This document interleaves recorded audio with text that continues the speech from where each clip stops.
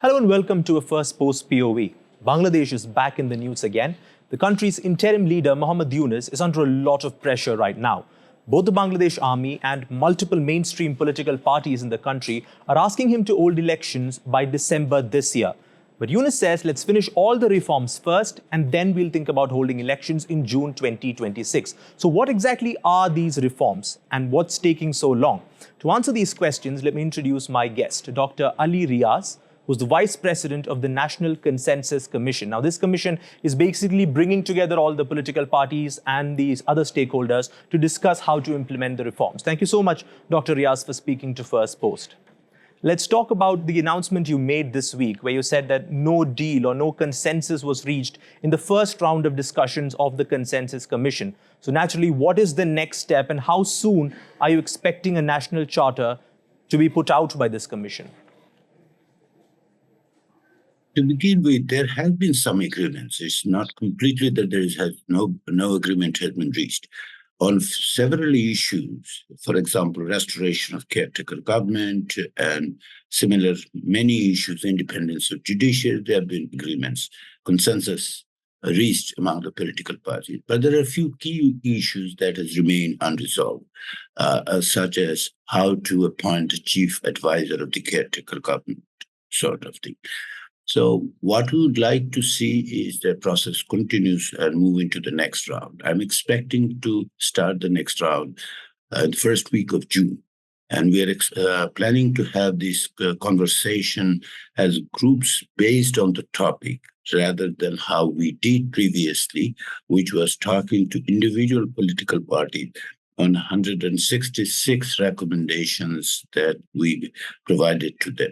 Now that we know several issues have been resolved, consensus have been reached, we'll put them aside and we'll talk only about those which are unresolved, significant critical issues, and would like to reach to a conclusion by no later than July.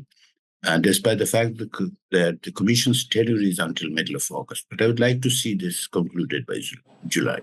Now, in your press remarks this week, you also said that for the sake of transparency, you would like to explain and tell the people of Bangladesh basically what those differences are between the different political parties. Could you tell us what the main issues or the main sticking points were in the first round of talks? Say, for example, there have been quite a few. As I have mentioned, how to appoint a caretaker government's head has remained unresolved. The term limit for the prime minister, there is an agreement that there should be a term limit, but how many years, whether it should be consecutive, that is a major issue. We proposed from the Constitution Reform Commission for a National Constitution Council. There has been no agreement yet. Many political parties have supported, some have suggested some modification, some have rejected. In similar vein, we have agreed upon that there should be, the Chief Justice should be appointed based on seniority, but whether it should be the senior most or the pool of seniors, three judges. So there are issues like this, which seems to be quite significant. We have decided with respect to I should not say decided, we have agreed, the political parties have agreed to appoint the head of the standing committees in the parliament from the opposition. But how many committees? Is it all committees, which is not likely to happen? Is it the significant one? Is it 50-50? But they're coming close to this. And the same issue with respect to the prime minister, whether prime minister should be holding three positions as previous prime ministers have done, leader of the house, and the party, head of the party, as well as the prime minister. There is a consensus with respect to that there should be some limit to this power, but how do we come to an agreement? How do we put it in the constitution or agreed upon? That has remained unresolved. Obviously, this charter is only the first step. The end goal is to hold a free, fair and inclusive election in Bangladesh. So are you confident that all these reforms can be completed in time and elections can be held in December 2025? Because that's what the army and many political parties in Bangladesh want, even though Mr. Yunus clearly seems to prefer it later on, maybe sometime in 2026. I can speak about the reform proposals, the national charter that we are working with. because the election process is the government's process. It's not related to the Consensus Commission's work. So what we are trying to do is to reach to a consensus, a national charter, whatever the political party thinks. Then we can talk with the political party how to implement it, right? But that would be, as I said, I expect to have a national charter by July. After that, if the political parties decide that, okay, this charter has to be ratified before the election through a referendum, or it can be through the legal framework order, that they will decide and work with the government. So I would keep these processes. There are three processes going on in Bangladesh. Number one is the reform, which is basically some of the reforms are being done, as a matter of fact, even within the judiciary. Supreme Judicial Appointment Council, which has been appointed to appoint the new judges, which was never done. This has brought transparency and some sort of an order in appointment. That is one, and within that reform process is the national charter question. The second, I would say, is the election process, which is the government has put out a time frame, December through June. There are some political parties demanding December. I understand. Some are demanding that it should be somewhere between February and March. And then the third thing is the trial of those who have committed heinous crimes against humanity, which is entirely three parallel, but three different processes. Right. Now, something that stood out in the coverage around the National Consensus Commission and its operations is the debate around secularism. The Bangladeshi constitution, as of now, does mention secularism, but apparently there is an effort by political parties to remove secularism and replace it with pluralism. Now, can you give us some clarity as to what these political parties are telling you, and if there is actually a momentum to remove secularism from Bangladesh's constitution? Constitution Reform Commission proposed that fundamental principles of the state and constitution, there should be 5 of them they have suggested. This is drawn upon the Declaration of Independence to begin with: equity, human dignity, and social justice. These were the 3 principles of the Declaration of Independence. Also, the fourth one is the democracy, which Bangladeshis have been fighting for the last 53 years, particularly last 16 years. So these are the 4. And then the fifth one was proposed was the pluralism, to expand the idea that it should be inclusive, because secularism, first of all, it has been debated globally, as you may know very well, as to what it means. But it also has focused more on the religious relationship between state and religion. We wanted to see that it is broad, so that other marginalized community can be incorporated and state can treat them equally and with the dignity that they deserve. So that was the idea of proposing the pluralism as opposed to secularism, basically expanding it further. Many political parties have raised concern on 2 grounds. Number one, many, when they came to the table, they said that we understand what this proposal means, but there's some little bit of confusion as to whether it is against the monotheism, because when you translate it into Bengali, there could be misunderstanding, not necessarily quite rightly so, but it is. The second thing they have recommended that, okay, fine, we understand what you are trying to do, put it somewhere else, that this state would actually be treating everyone. So there are reservation on. There is a demand for better translation of the word pluralism. And eventually what we have found out that with respect to first 4, there has been, everyone seems to be agreeable to. We have not reached to the last one. The fifth one, they said, keep this pluralism out. Some others wanted to add more things to it, but then there hasn't been any. Every political party comes with their idea that add it. So the idea of removing, so to speak, secularism is to broaden it into incorporating more marginalized people, trying to be more inclusive insofar as the state is concerned. I get your point about trying to be more inclusive, and pluralism is certainly a broader term than secularism, but we must also look at the context. I mean, there have been reports of hundreds of attacks on minorities, especially Hindus in Bangladesh. Even the United Nations has flagged that the minorities in Bangladesh are under threat and are being persecuted after the ouster of Sheikh Hasina. In that context, wouldn't you say that removing secularism from the constitution is a counterproductive move? Isn't it the time to double down on secularism? Let me put it the other way around. Bangladesh constitution has secularism right at this moment, yet for last 1 year, according to you, have been attacked. Had it protected the minorities, religious minorities? But secularism is in the constitution right now. For Bangladesh's history, 53 years, only 17 years there was secularism as a state policy. What happened? Did people feel better with these 17 years and not the other ones? And you were mentioning about the last 1 year. Would you not mention about the previous years? Look, last year, puja that held in Bangladesh was the most peaceful one without any major incident of attacks. And I'm not doing it, I'm not making it up. Ask the puja, national puja committee's head, who came to a civil society conversation 3 days ago when National Consensus Commission, he had raised other concern that whether state treats equal. But he made it very clear statement that in the past 16 years, 17 years, this is the first time that Hindus in Bangladesh celebrated puja without any major incident. So, it cuts both ways. And we should not be very selective about statistics. Did things happen in the past year? Of course it happened. I'm not condoning it. But as if it happened last year gives a very skewed picture, and which is, essentially put a blame on the current government, as if this government is not doing anything. But look, for the past 16 years, it has happened.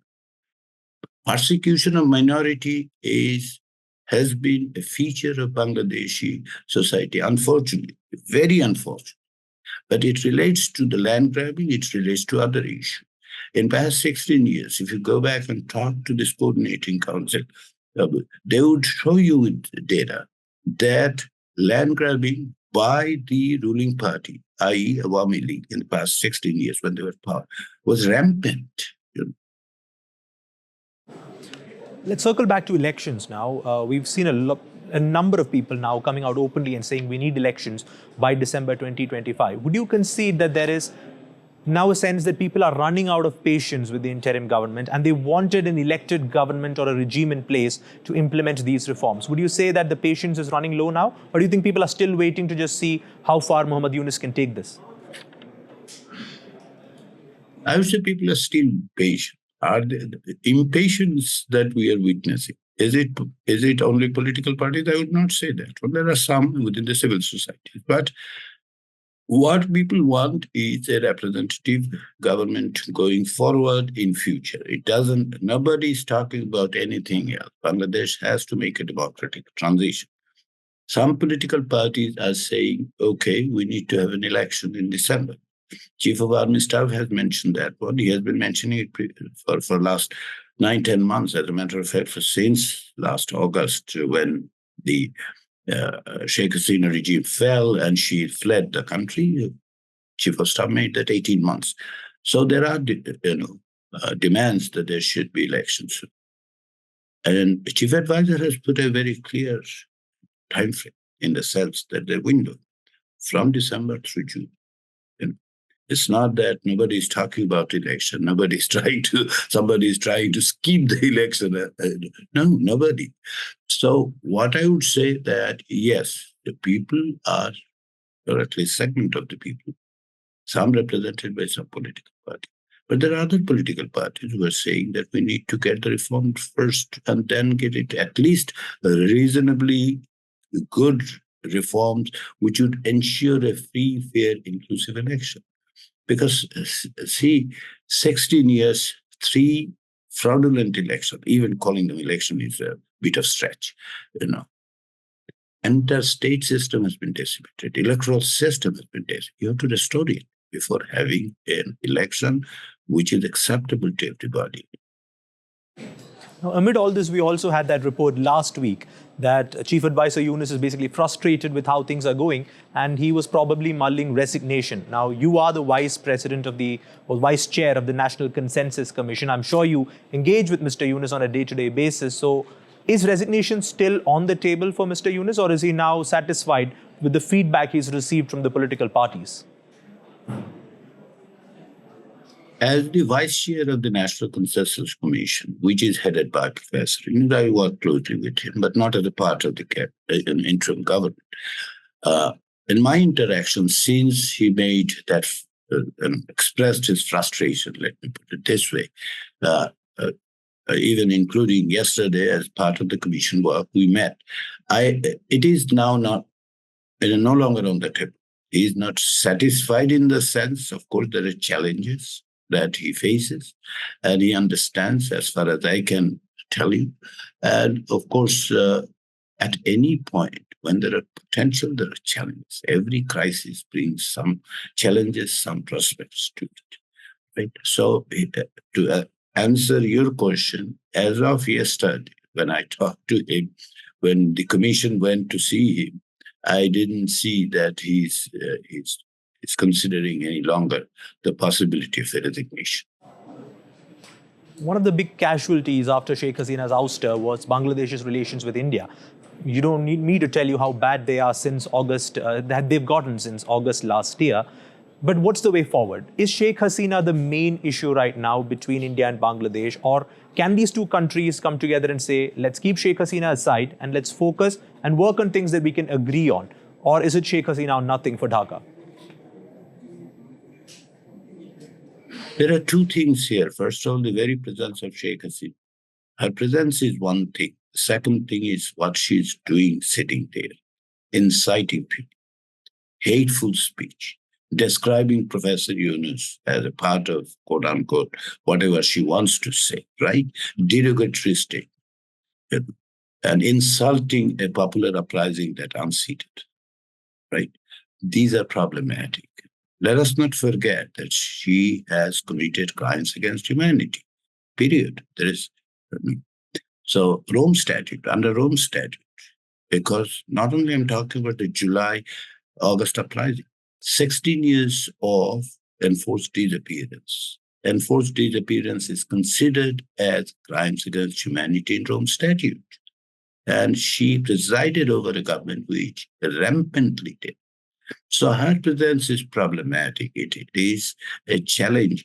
And as a matter of fact, treating her with the way India is treating is a slap on the face of the people of Bangladesh. India needs to make a decision whether they would prefer one person or 180 million Bangladeshis. So is it possible to put it aside? No, completely putting it aside is a very difficult task. Does that mean that only they should determine the relationship between India and Bangladesh? Of course, it should not. And the indication should come clearly from Delhi. Why? Because the Delhi is the one who maintained close relationship with Hasina regime, and not only close relationship. Delhi was the pillar of her continuation in power. I mean, I would not go into the details in the history. All of us are very aware of it. That's why, yes, the ball is in the court of Delhi. They need to make a choice and they need to make a move. Right. Now, when Mr. Yunus took charge in August last year, his mandate was very clear. Restore normalcy in Bangladesh, implement some reforms and hold elections, and hand over power to an elected regime. But that mandate itself seems to be a bit questionable because we are talking about reforms that have long-term impact in Bangladesh. So a lot of critics say, should an unelected interim regime even have the power to implement such reforms? Now, you are leading that reform push. So how would you respond to that? Let me tell you one thing. For example, anti-corruption commission reforms, they need to be put in place immediately. And it can be done. It doesn't require elected parliament to implement reforms within anti-corruption commission to make it effective as well as transparent, right? Also, with respect to the judiciary issue, on the issue of making the judges' appointment more transparent and more based on merit rather than political consideration is part of the constitution already, in the sense that if you say, okay, this is how it should be done. There hasn't been any effort last 53 years. Doesn't mean that it has to be done only by the elected. But there are others that would require an elected parliament. For example, the ones that I have already mentioned. Term limit for the prime minister. How do you do it? You'll have to put it in the constitution. Who can put it in the constitution? An elected parliament can do it. So this convoluted argument that, no reform can be done without the parliament is wrong. There are reforms which can be done. Say, if I give you one more example, reform in the policing needs to be done immediately. Police, in using the force, should be following international standard. That is a plain and simple office instruction that should go out, make necessary arrangement, deploy more kind of money or resources, whatever necessary. So this is this huge, idea that, there should be a reform or the parliament election. No, there are things that can be done without having a parliament in place. But there are things which cannot be done without having a parliament in place. So, reform everything packaged in one single thing, I think it's wrong. My final question actually ties into my last one, which is about foreign policy. That's one area where Mr. Yunus clearly has an appetite. He's visited some 9 countries in 9 months as the chief advisor. But these, again, are moves that have long-term changes and impacts on the region and Bangladesh. Like, for example, the way he's handled his ties with India, or the way he's offering a reset to Pakistan, or deepening the relationship with China. These have long-term impacts on the region. Would you say that the interim government should not be making such decisions? And if not, what would be your advice to Mr. Yunus on foreign policy? As long as it is in the interest of Bangladesh and immediate necessities are there, the interim government cannot escape making any decision with respect to the foreign policies and others, which does not mean that I'm saying that decisions which have long-term impacts can be taken by the government. I would discourage them to do it. But we are not an island. Bangladesh is not an island. Even islands are not islands anymore in the globalized world. Sri Lanka is a case in point. The point is that there are some of these issues that can be and should be left to the future government, elected government. But there are some issues which are imminent, absolutely necessary to make decision, because Bangladesh will have to act as part of the global community. So again, blanket statements always, somehow obscures the nuances. In this instance, we have heard about suddenly the humanitarian corridor and the. Has there been any details to that? Nobody has spoken about the details of this. Just the terms came up and everyone started to speak in favor of it, against it. I didn't see anything in the details yet. Who spoke about it? What is the detail? Where are the details that I can actually read and make my mind? Right. I mean, that humanitarian corridor is a major issue right now. And I think the Bangladeshi army has also said that no corridor will be allowed to violate the sovereignty of the country. By the way, this is a very tricky time for Dhaka, and how it navigates this particular crisis and this time could possibly determine how the country moves forward in the coming decades. And you are, of course, right in the thick of it. So thank you so much, Dr. Ali Riaz, for taking time out and speaking to First Post.